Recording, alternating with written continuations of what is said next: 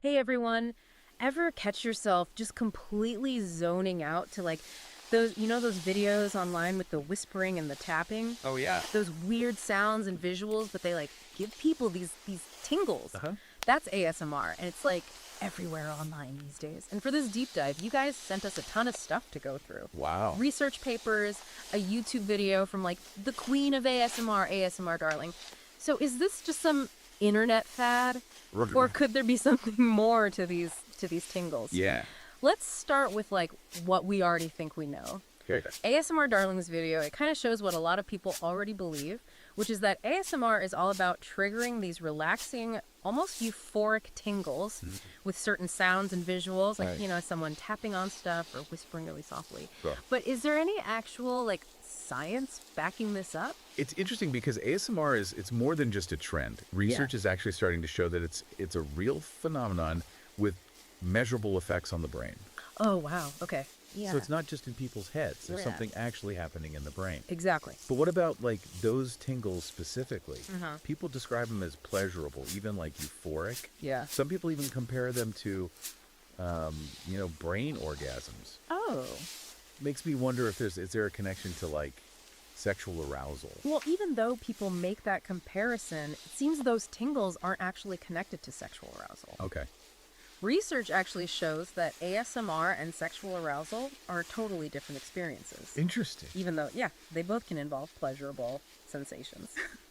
So we're starting to kind of debunk some of those like common myths around ASMR. Yeah. But with all these different triggers out, like whispering, tapping, even like personal attention, does everyone experience ASMR the same way? So research suggests that ASMR is not a universal experience. While some people find those triggers really relaxing. Others might find them kind of annoying or even like cringy, Yeah. Think about it, like we all have different tastes in music or art. Right. So it seems like our responses to sensory stimuli like ASMR are just as diverse. Okay, that makes me think of like when I get chills listening to like a really powerful piece of music, or like that feeling of awe when you see like an amazing view. Right. Could those experiences be like related to ASMR in any way? So they might share that tingly element, Yeah. but the research suggests that they're actually distinct experiences. Oh, okay. The triggers for ASMR tend to be like quieter, more intimate, and they usually involve like a human element, like someone speaking softly or giving you like their full attention. Right. And this kind of shows that there's a unique quality about ASMR Okay. that sets it apart from those other experiences, even if they, kind of feel similar at first. Yeah. So if it's not just about like relaxation, then what else is going on here? Could these tingles actually be doing more for us than just helping us chill out? I mean, people say it helps them focus or even feel, more connected. There's some research that supports those claims, actually. Oh, wow. Studies have found that people who get ASMR tend to score higher on mindfulness scales. Yeah. Which means they're more present and more aware of their surroundings. And their brain activity shows this pattern that suggests they're in this relaxed but highly focused state. Okay. Almost like being in that flow state. Oh, yeah. Where you're, completely absorbed in something and time just flies by. So you're saying, like, the people who experience ASMR, they might be better at focusing, better at, like, blocking out distractions. Right. Kind of like meditation almost. Yeah, exactly. That's pretty amazing for something that started with, whisper videos online. But if it affects things like attention, could ASMR have even broader effects on things like mood or even social connection? That's a great question. Yeah. And while the research is still, it's still ongoing, Right. there are some interesting clues. Okay. Some studies have actually found that people report feeling more connected to others after watching ASMR videos. Really? Yeah. That's so interesting. It seems like those virtual interactions might be tapping into something deeper about our social needs and our desire for connection. Hold on. But if ASMR isn't about sexual arousal, then why do people use terms like brain orgasm? Does this research explain that at all? That's a really interesting observation. Yeah. And while the research doesn't fully explain, why people use that particular term, Right. it does point to the fact that ASMR is just it's intensely pleasurable Yeah. for those who experience it. So maybe those strong feelings of, euphoria and relaxation, they lead some people to use that kind of language, even if it's not directly connected to sexual arousal. So we've got these tingles, changes in brain activity, potential links to mindfulness and social connection. It seems like ASMR is way more multifaceted than most people realize. It really does seem that way. Well, this is already a lot more complex than I initially thought. Yeah. But before we get too far ahead of ourselves, Okay. let's dive a bit deeper into these potential benefits. Yeah. And see what the science really has to say. Yeah, let's do it. Yeah, it really is.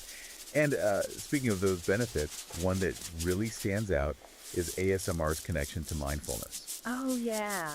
You mentioned that ASMR experiencers tend to score higher on those mindfulness scales. Right. And that's definitely a key area of interest for researchers. I gotta admit, the idea of ASMR and mindfulness being linked it's a bit surprising. This Yeah. seems so different, like at first glance. Yeah, they do. Mindfulness is usually associated with like meditation and being still, while ASMR involves all these like external sounds and visuals. So how could they possibly lead to like similar mental states? It does seem counterintuitive, doesn't it? Yeah. But that's what makes it so interesting. Right. Think about it, both mindfulness and ASMR seem to promote a sense of presence and focus. Okay.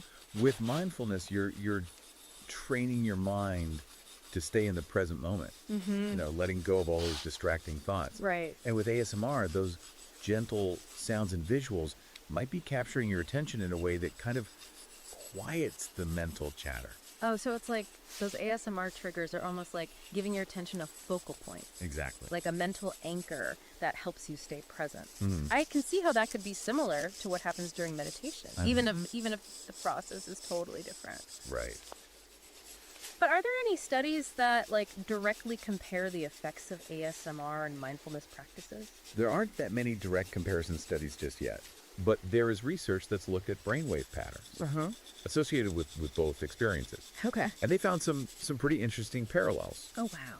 Like, for example, both ASMR and mindfulness meditation seem to increase alpha brainwave activity, Okay. which is linked to that state of relaxed alertness. Wait, so you're saying that like watching an ASMR video could be producing similar brainwave patterns Right. to someone who's like been practicing meditation for years? Yeah, it's pretty remarkable, That's wild. isn't it? Yeah. And it suggests that both practices might be, kind of tapping into similar neural pathways. Okay. Even though they're approaching it from different angles. Right. It's like they're both tuning the brain to the same frequency Yeah. of relaxation and focus. Okay, but what about like the physical effects? We talked about how ASMR is linked to a slower heart rate and changes in skin conductance, which suggests a more relaxed state. Are those kinds of physiological changes also seen with mindfulness? Absolutely. Tons of studies have shown that mindfulness practices like meditation Yeah. can also cause a decrease in heart rate and blood pressure, as well as those changes in skin conductance Right. that show a shift towards relaxation. So it seems like both ASMR and mindfulness are kind of influencing the body's stress response in a positive way, Right. helping to calm the nervous system. Exactly. So whether you're, meditating in silence or like getting lost in an ASMR video, your body is essentially experiencing similar physiological benefits. Yeah. Moving away from that like fight or flight mode Right. and into a state of calm. It seems like our bodies are pretty adaptable when it Okay. comes to finding ways to relax. They are. But I have to ask, are there any like downsides or risks associated with ASMR that we should be aware of? That's a great question, and it's always important to approach any new trend with a healthy dose of skepticism. Right. While the research on ASMR is generally pretty positive, there are a few things to consider. Okay. One is that ASMR is not a universal experience. Yeah.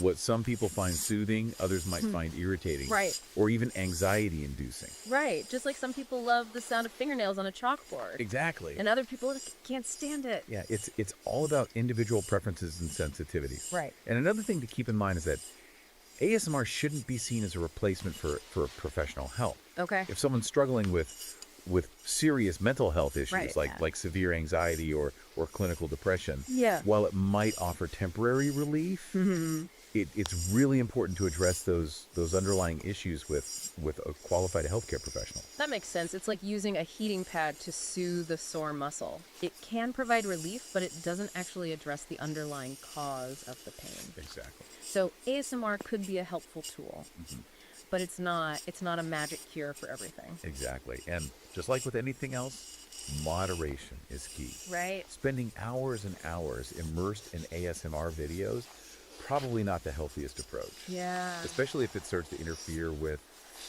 other activities or real life interactions. Right. Balance is always important. It is. Like anything else in life, too much of a good thing can sometimes backfire. Right. But if someone finds ASMR genuinely helpful for like relaxation or focus, or even as a sleep aid, and they incorporate it into their routine in a balanced way, Right. it seems like the potential benefits could outweigh the risks.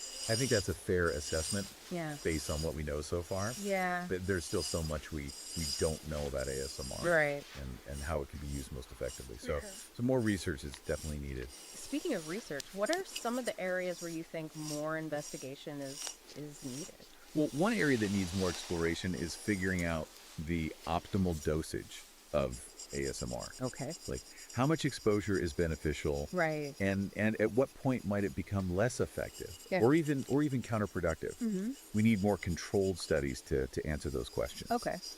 Another exciting area is the potential therapeutic applications of ASMR. Oh, yeah. We've seen some promising results for anxiety, sleep, and even pain management. Right. But we need more rigorous clinical trials to really understand how ASMR can be used as a therapeutic tool, Okay. and what conditions it might be most effective for. So it's like we're just scratching the surface of Yeah. what ASMR can do. Right. It's exciting to think about all the possibilities as more research comes out. Yes. But let's shift gears a bit and talk about those different ASMR triggers. Yeah. You mentioned whispering and tapping, but the research highlights a much wider range. Yeah. What are some of the more surprising triggers that researchers have identified? Oh, the variety is truly remarkable. Yeah. The research has shown that ASMR can be triggered by things like personal attention, Okay. where someone is speaking directly to you as if you're the only one in the room. Interesting. And then there are the crisp sounds, like crinkling paper or tapping on objects, or even the sounds of someone brushing their hair. Oh yeah, those crisp sounds are definitely popular. They are. Yeah. And then you have the slow and methodical movements, Okay. like someone folding laundry or drawing or even preparing food. Right. It's almost like watching a carefully choreographed performance. And then there's those role-playing scenarios. Okay. Like a doctor's visit or a haircut, where the ASMR artist is creating this whole immersive experience. Yeah, it's like stepping into another world It really is. for a few minutes. And the beauty of ASMR is that there's something out there for everyone. Right. What one person finds intensely triggering might do absolutely nothing for another person. Right. It really speaks to the personalized nature of this experience. It does. It makes me wonder if there's a connection between our personality traits Yeah. and the triggers we find most effective. Like those personality quizzes that tell you what kind of music you should listen to Right. based on your answers. Yeah. Could there be like an ASMR trigger personality out there waiting to be discovered? That's a really interesting thought. Yeah. And it actually aligns with what we know about sensory processing and individual differences. Okay. Some people they're naturally more sensitive to certain sounds or textures. Right. So it makes sense that those sensitivities would also influence our responses to ASMR triggers. So it's not just random. Right. Our unique sensory preferences are actually playing a role in what gives us those tingles. And that might explain why some people are totally hooked on those whispering videos, while others prefer those like satisfying tapping sounds. Right, exactly. And that highlights the importance of exploring and experimenting. Yeah. If you're curious about ASMR, just try different triggers. See what works for you. Right. You might be surprised at what you what you discover. I know I've been surprised by some of the triggers I've found myself enjoying. Yeah. It's like a journey of self-discovery, but for your senses. Exactly. And that sense of discovery is part of what makes ASMR so captivating. This whole deep dive has been full of surprises. Yeah. I'm starting to see how ASMR is so much more than just a collection of like tingly videos. Right. It's a whole world of sensory exploration and self-discovery with the potential to like really impact our minds and bodies in profound ways. It is. But I know we've still got more ground to cover. We do, and up next we're gonna delve into one of the most fascinating aspects of ASMR. Okay. Its potential impact on social connection. Oh yeah. Remember that study that found people felt more connected after watching ASMR videos? Oh yeah, that one really surprised me. Right. I never would have thought that like watching videos online Right. could actually make people feel closer to others. It is a fascinating finding. Yeah.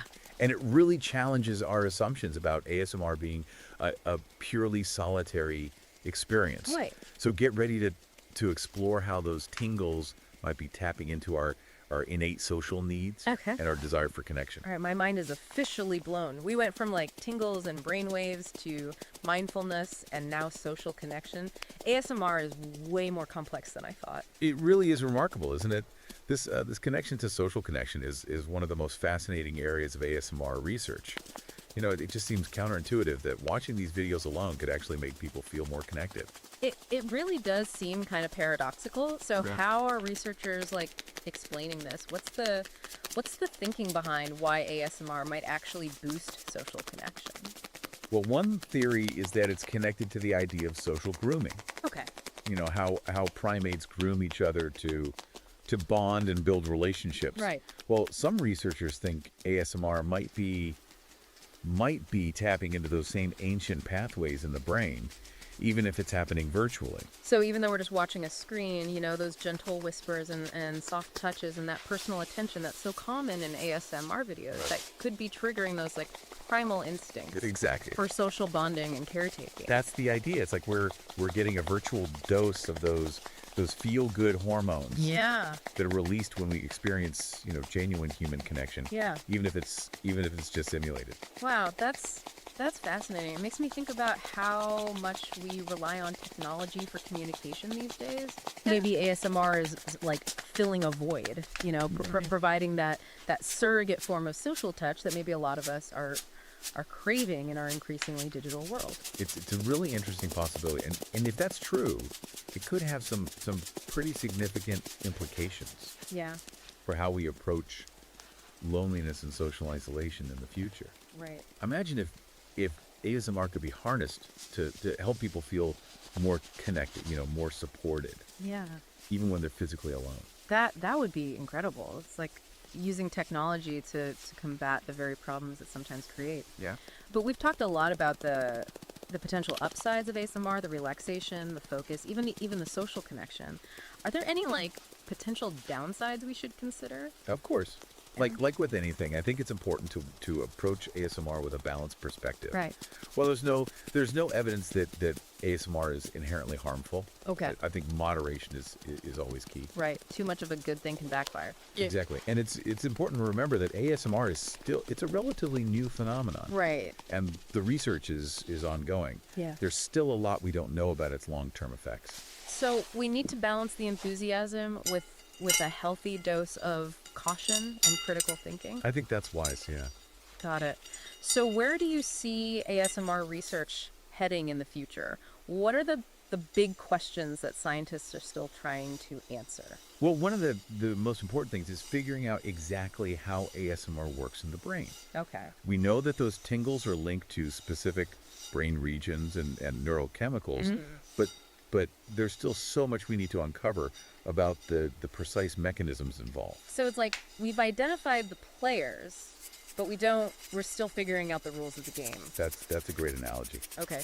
And another really exciting area is exploring the potential therapeutic applications of ASMR. Yeah. We've touched on its possible benefits for anxiety, sleep, pain management. Yeah. But we really need more rigorous clinical trials. Okay.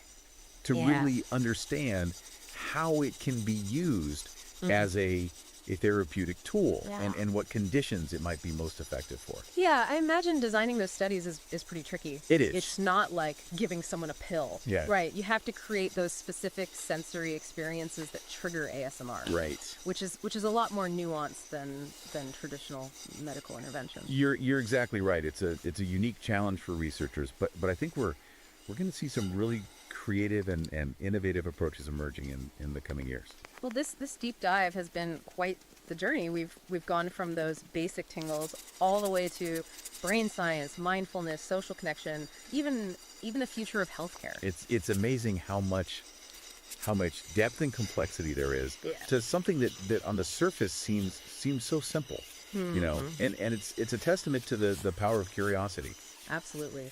And speaking of curiosity, I'm sure our listeners are eager to continue exploring the world of ASMR. What advice would you give to someone who's just starting to kind of dip their toes into this fascinating world? I would say embrace the exploration. Don't be afraid to experiment with different triggers. You know, see what works for you. There's a whole universe of ASMR content out there, from those classic whispers and taps to the more niche and unusual triggers. You might be surprised at what you discover. Yeah, it's like a choose your own adventure for your senses. Exactly. And remember that ASMR it's a personal experience. What works for one person might not work for another. There's no right or wrong way to experience those tingles. Very well said. And on that note, I think we've reached the end of our ASMR deep dive. It's been an absolute pleasure exploring this fascinating topic with you. The pleasure was all mine. To our listener, thank you so much for joining us on this journey of discovery. We hope you've gained a new appreciation for the power of ASMR and its potential to enhance your well-being. Until next time, happy listening.